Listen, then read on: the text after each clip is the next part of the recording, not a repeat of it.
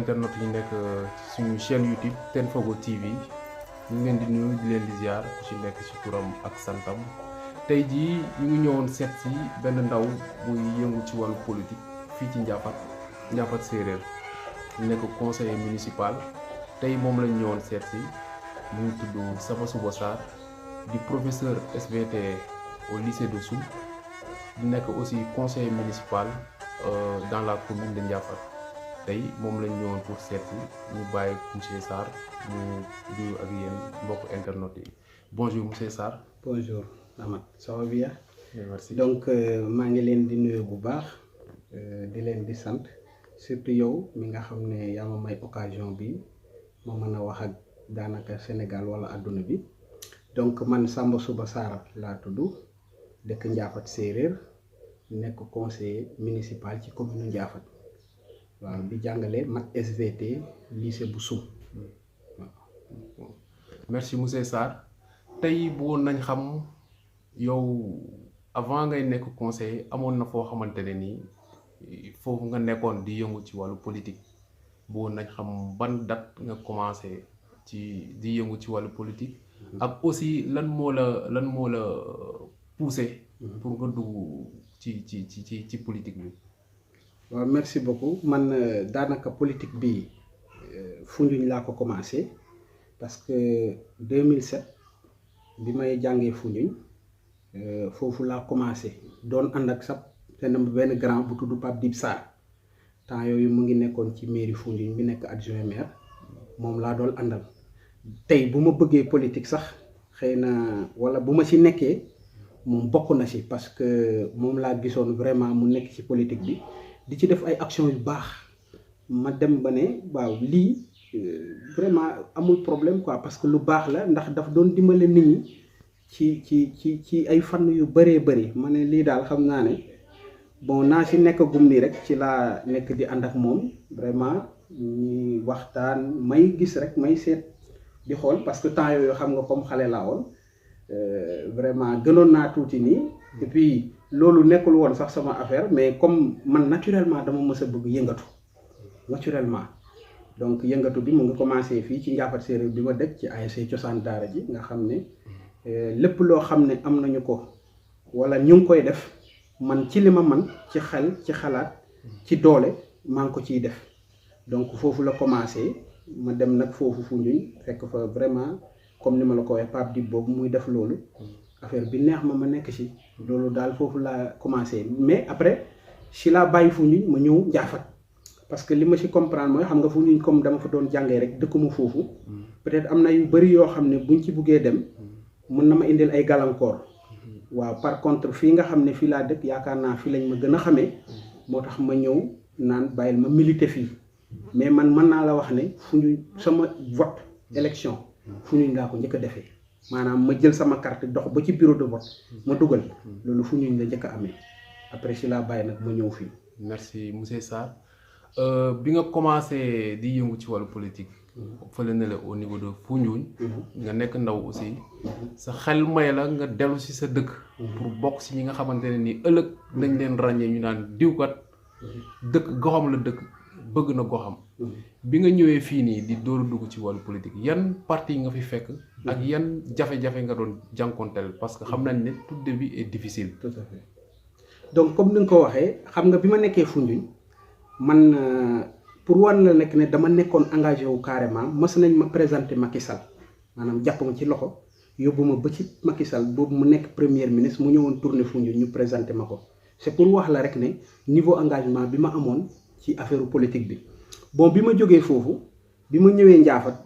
je me rappelle bien bu ma waxee waxu Macky Sall parce que temps yooyu vraiment Macky Sall daf ma neexoon ndax idée yi muy incarné ay affaires yu mel noonu su ma doon wax Macky Sall nit ñi dañ doon reetaan dañ doon ne kii dof la parce que déjà Macky Sall nekkul woon président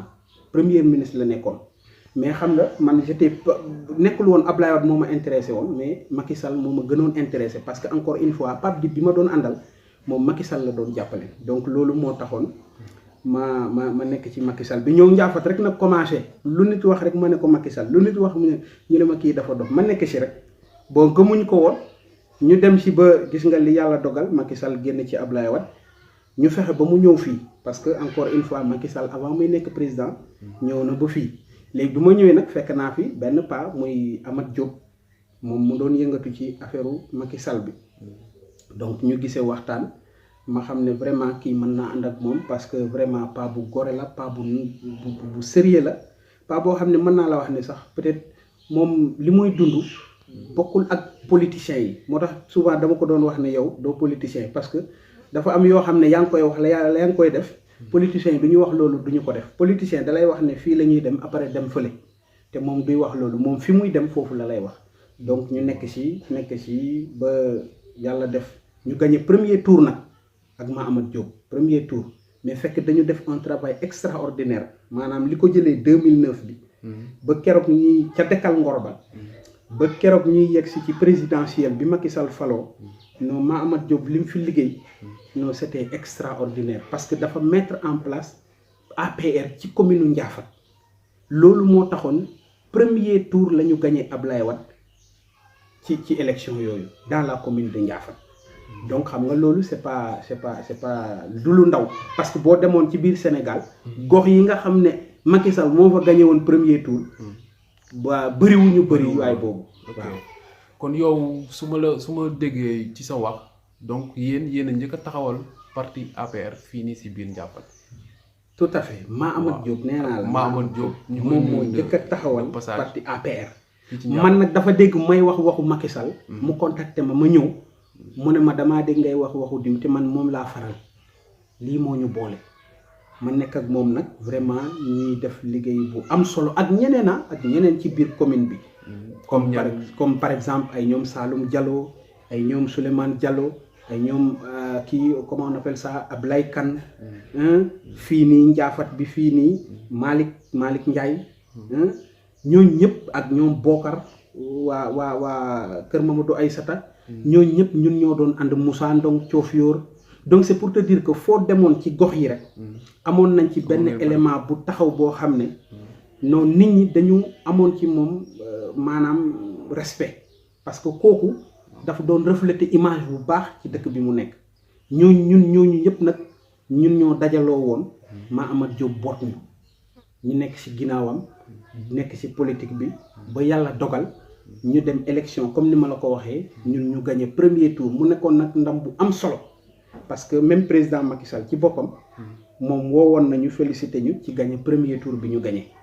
parce que comme ni ma la ko waxee nekkul dëkk yëpp ñoom ñoo gagné woon premier tour su ma juumulee est-ce que amoon na ci département Kaolack bi fu gagné premier tour je pense que c'est xaw ma Latmingué la mais yaakaaruma ne am na ay dëkk yu bëri yoo xam ne premier tour la ñu gagné woon alors que ñun dañu gagné woon te ñun nag suñu électorat dafa baax électorat bu baax la ñu am. donc monsieur Sarr déglu naa li nga wax bu baax. donc yéen su ma juumul yéen a fi njëkk a taxawal APR. fii ci Ndiaffate tout à fait bon léegi gis nañ ne am nañ beneen parti bu fi nekk. muy APR aussi. waaw ci biir APR la bokk. c'est ça léegi parti boobu noonu comme yéen yàlla def na yéen a njëkk a taxawal APR. c'est ça. naka yan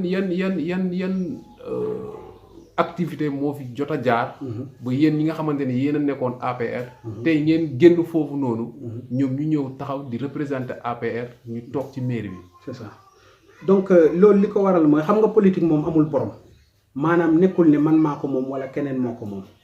ku yaakaar ne man kii nekk ci boppu réew mi neex na ma wala kii nekk ci gox bi neex na ma war naa mun a ànd ak moom da ngay fexe noo àndeek moom.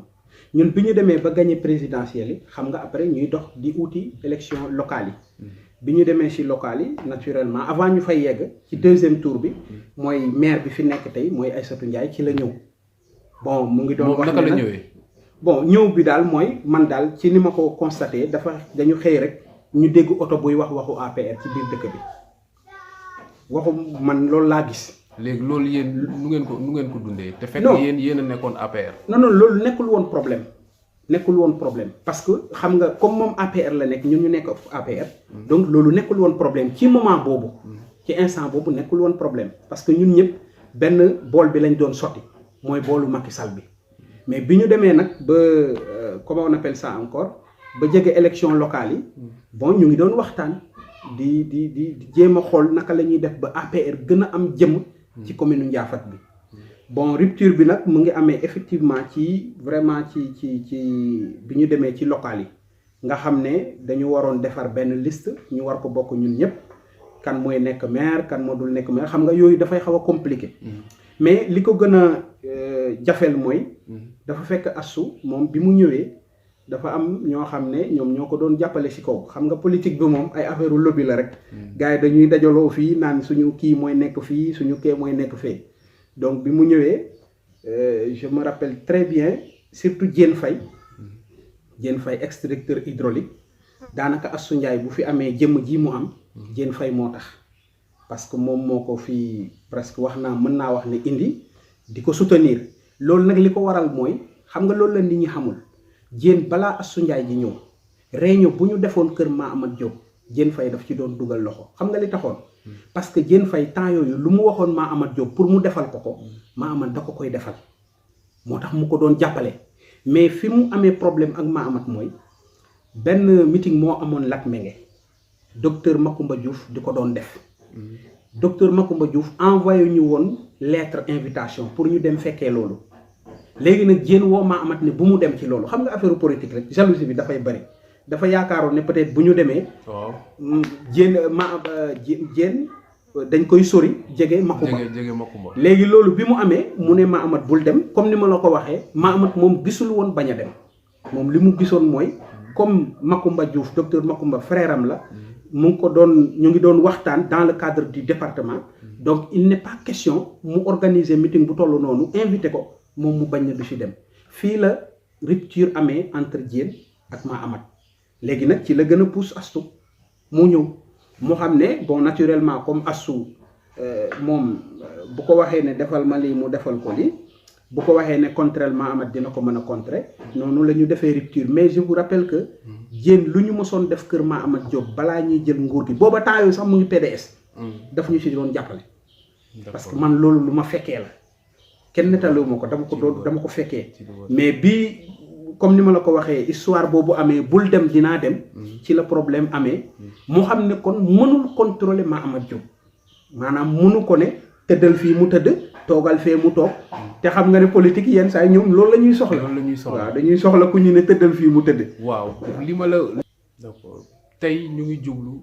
ci ay élection locale je pense su ma juumul kenn mënagul a wax date ban la tout à fait ban weer la ban at la mais xam nañ ne ñu ngi jublu ci élection locale yow nii li nga jot a expliquer fii nii yaa ngi APR ba léegi wala da nga nekk ci beneen parti non man nekkatuma APR depuis très longtemps sax mën naa wax ci référendum bi depuis référendum bi mujjee bi Macky Sall organisé woon boobu laa génn fekk na ma génn APR parce que boo demee ci archive yi man maa nekkoon mandataire adjoint commune Ndiaffate ci ñi voté non Aboubacry Sarr bi may àndal tey moom moo nekkoon coordinateur bi parce que bi ñu demee Astou Ndiaye gagné ñu dox ba lu yàgg dañu demoon ba sentir ne vraiment surtout man ma sentir ne fii daal gisatuma fii vraiment lu ma fi doon gis li ma fi doon gis mooy bu ñuy def dañ lay woo bu ñuy wax dañ lay woo ci affaire APR quoi bon loolu Ma Amath mu ngi ko doon def mais xam nga Ma Amath nekkul maire Ma Amath kon du interlocuteur direct Macky Sall interlocuteur direct Macky Sall bi Astou Ndiaye la woon te moom bi mu ñëwee bon dafa taxaw nele di gérer li muy gérer ñun ñu nekk ci beneen boor bi ñun tamit nekk ci loolu man loolu bi mu bëggee yàgg bon sama benn grand muy Aboubacry Sarr dëkk Koutal ma dégg muy waxu affaire u Khalifa Sall donc man ci laa gis sama tons mooy Ma Amath wax ko ne nag vraiment man ak yow gis nga fu ñu tolloon ci APR bi waaye maa ngi lay ñaan rek bu dee autorisation la nga may ma autorisation ma mën a bàyyi APR bi dem feneen parce que vraiment mënuma nekk foo xam ne du ma bokk ci acteurs yi maanaam ci ñiy doxal mbir yi donc c'était vraiment impossible pour nga bokk ci loolu parce que déjà Astou xam nga ak bi mu ñëwee ci tàng boobu presque ñun daal ne lañ ñu beree woon quoi bon loolu nag xam naa ñàkk man politique bokkoon na ci parce que dama yaakaaroon ne bi mu gañee bu ñu toogee ba suñu xel yi dal bu ñu woowoon munoon nañu dajaloowaat ñun ñëpp ñu nekkaat ci mbir yi mais moom dafa ñëw rek radicalisé wu taxaw ne le man aussi bi ma demee ba xam ne fii moom ñax du fi sax ma ne man daal dama bëgg a dem ci Khalifa Sall bon mosu ci d'accord ba tey jii may wax ak yow d'accord ci waaw mais nag man xam nga sama affaire mooy man même su ma àndee ak yow damay fexe ba nga bañ a yàqal ma li ma bëgg a wax wala fi ma bëgg a jëm man damay ut toujours sama liberté bopp boo fi ma nekk bu ma fa gisatul sama bopp ma mën a am possibilité ma bàyyi loolu dem ci leneen ci laa gis Abou Sarr muy yëngatu moom tamit mu ngi woon APR Aboubacry Sarr mais c'est comme si xalaat yi dañu daje ma dégg muy waxu Khalifa Sall ma ne ko Khalifa man ça m'intéresse parce que déjà gis naa liggéey bi muy def ci mairie Dakar bi te man liggéey moo ma intéressé man li am solo ci man mooy kii liggéey gis nga temps yooyu bi ma nekkee ci Macky Sall loolu gënoon na bokk li tax ma gën koo bëgg noonu laa def xëy rek ut ay poster yu bëree bëri Khalifa Sall suñ buntu kër bi ma ñëw rek taf ko ci ba mu fees xam nga rek ñu commencé waat naan waa ji ñëwaat na ñëwaat na de moom nekkoon na fële waaye gis nga génne waate depuis daal référendum bi ci fekk na ma bàyyi ñu jaar foofu jóge foofu ñëw ci élection législative yi ma nekkaat aussi mandataire adjoint ñu ñëw ci présidentielle yi mujj aussi ma nekkaat mandataire adjoint Aboubacry Sarr nekk mandataire ci commune Ndiaffate bi. donc yow présentement nii maa ngi ci Khalifa Sall officiel na te officiel na depuis référendum yi la officiel élection yi fi jot a jaar yépp boo demee ci archive yi man je suis le mandataire adjoint ci ñi représenté Khalifa Sall fii ci commune Ndiaffate